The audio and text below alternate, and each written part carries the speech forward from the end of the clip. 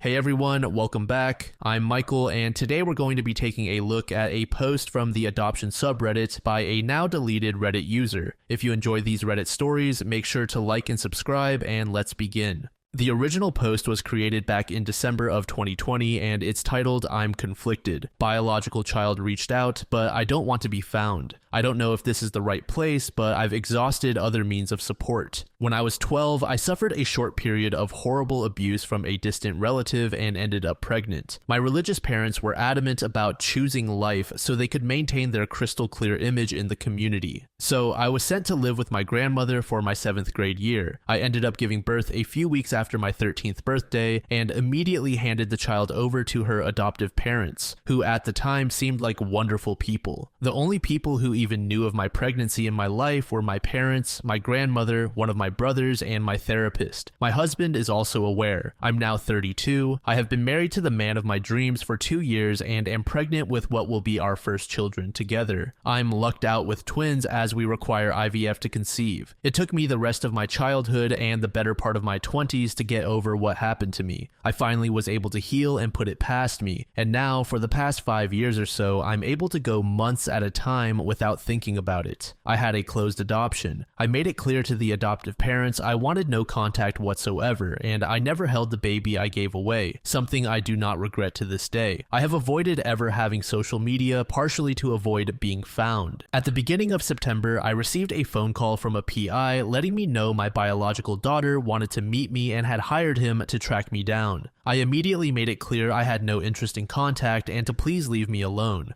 By the end of November, I had received multiple phone calls and letters from my biological daughter begging me to meet her. In return, I wrote her a letter telling her I was happy she'd had a great life, but that I had no interest in contact. I made it clear that I will not stop her at all from reaching out to extended family. I won't be mad if she outs me as her biological mother and pursues a relationship with my relatives. She did reach out to my brother, who immediately blocked her on Facebook. I would prefer she didn't, but I don't think it's my place to keep her from doing so. On Tuesday, she showed up at my front door while I was at work. My husband answered and immediately told her to please leave or he would have to call the police. I don't know what to do. I don't know how to explain to her in any other way that I do not want to meet her. I also don't want to be cruel. I don't view her as my daughter, as horrible as that sounds. I do wish her the best, but I have built a life I'm finally comfortable with. I don't want her to be part of it. I need insight from any adoptees on how I could explain this to her without having to be brutally honest and sparing her feelings, or birth moms who have gone through a similar thing.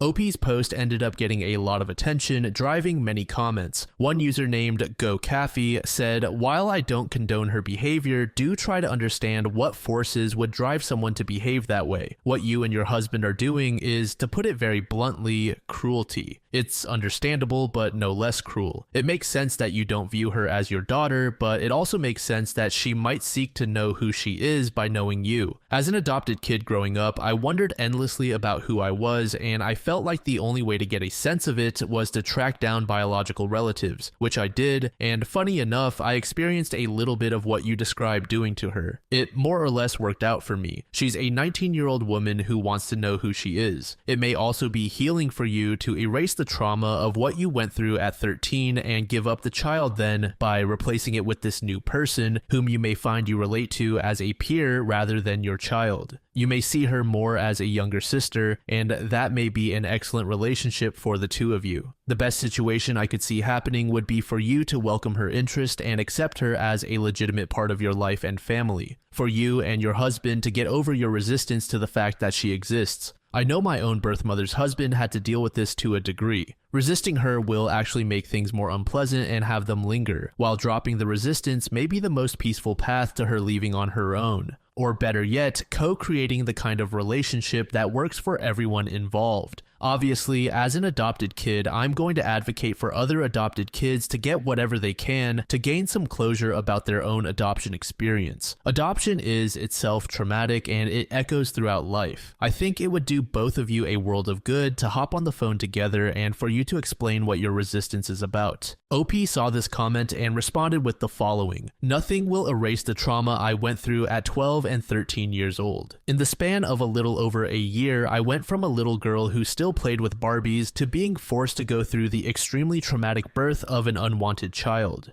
She is welcome to be a part of the lives of my extended family. Someday, when my own children are grown, they will be free to know and love her. For my own life, I choose not to have her as part of it. As painful as it is, she is a physical reminder of the worst events that have ever happened to myself and my brother. Telling me it may be healing for me or erase my abuse to get to know her is, in a way, condescending. At no point did I attempt to make a claim that I know her trauma, nor will I ever trivialize it. I will never know the loss she feels or the pain and unique trauma that comes along with being an adoptee. I won't claim to know what's best for her to heal or any other person. I wish her the best, but I won't be hopping on the phone anytime soon. I won't pretend to know your trauma, so don't pretend to know mine. I wish you and your family happiness and health. Adoption is challenging, and it often seems tragic for many parties involved. Another user named Spooky Coochie said, "It's unsettling to see so many people refer to this 19-year-old girl as some malicious woman, including OP. She's a child and she is acting like one."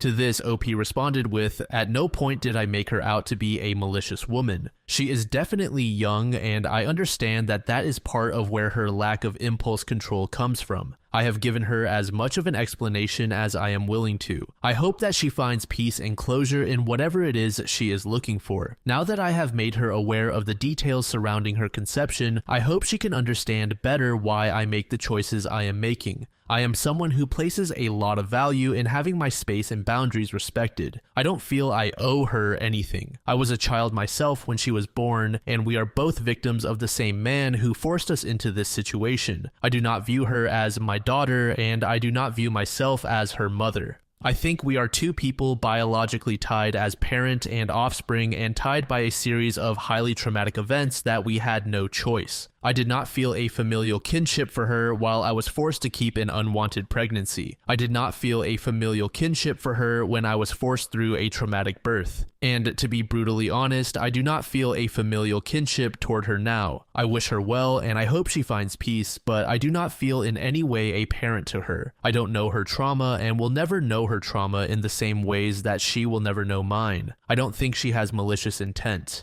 This is a bit of a controversial topic, but more so just on the morality side. I don't think OP is doing anything terribly wrong by not wanting to meet up with her daughter, but of course, you can certainly say that she is being a bit of a jerk by declining to do so. All of my thoughts were pretty much put into words in the exchange between OP and the GoCafe account. This 19-year-old girl is not OP's responsibility. She relinquished all of that by giving her up, and OP is totally fine with that. In fact, it's what she wants. OP frequently states that the reason she wants nothing to do with her daughter is because she reminds her of the traumatic abuse she suffered. And I don't think OP should be forced to meet her, but genuinely, I think the best course of action for such a situation would be to have a one-off short exchange. That way, her daughter will get what she wants and OP can move on with her life. You could also make the argument that the daughter is not entitled to anything, and thus OP should just ignore her. And this is also true. Many would consider the daughter an adult at this point, and if OP doesn't want to meet her, she just needs to come to terms that it's not meant to be. Overall, a very touchy subject that I'm split on.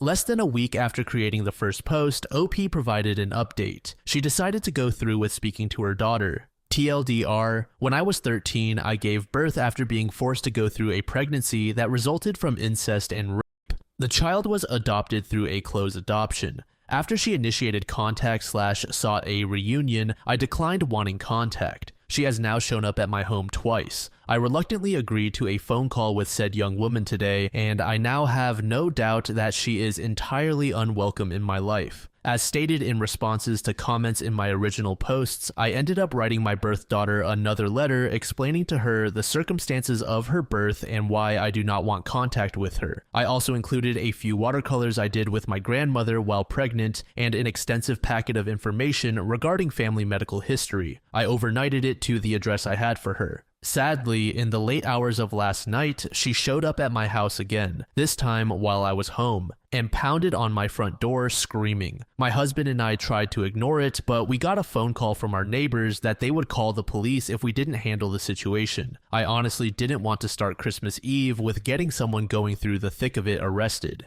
My husband spoke to her via our home doorbell system. When this did not placate her, I literally barricaded myself in our bathroom and he went out the back door, locking it, and then around the front to speak to her. I could hear him screaming at her. It was unpleasant but effective because she finally left. This morning, I received a phone call from her adoptive parents apologizing to me that they never fully disclosed how she was conceived and that they helped fund the PI, which is how she found me. They were hoping it would lead to a more happy reunion. They said they told her that she was the result of rape.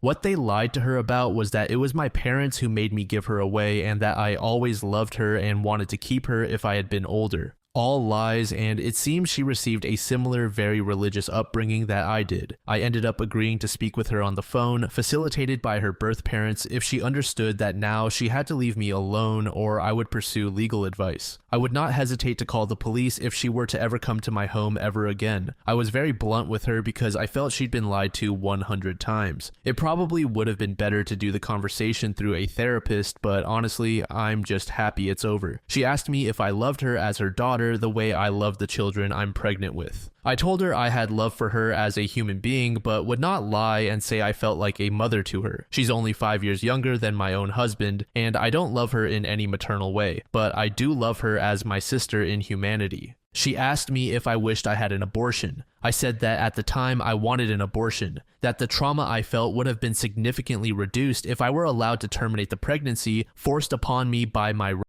I also said I wouldn't go back and change what happened now because she already exists and I would never wish away her existence. She asked me about my faith and if I still have a very conservative religious background, which I guess she shared. I told her no and that I am not even a Christian. She asked me about my political beliefs and if I support murdering babies. I said I am 100% pro-choice, that I am a socialist and an anti-capitalist, but that I don't think being conservative makes you a bad person. This is not really related, but I felt the need to say it. We talked about other things briefly, mostly just her asking me questions. I don't really care to ask her anything about herself. She asked me if I forgave her birth father, if I ever spoke to him, and if I would ever consider visiting him with her. I told her that I would never forgive him, that I don't ascribe to Christian ideas of having to forgive. When pressed further about information related to him, I told her to ask my parents for any further information and take the time to read the letter I wrote her. I provided her mother with contact information to my own parents. I'm hoping to close this chapter of my life. I can't imagine speaking with me gave her much peace, but I hope she's satisfied.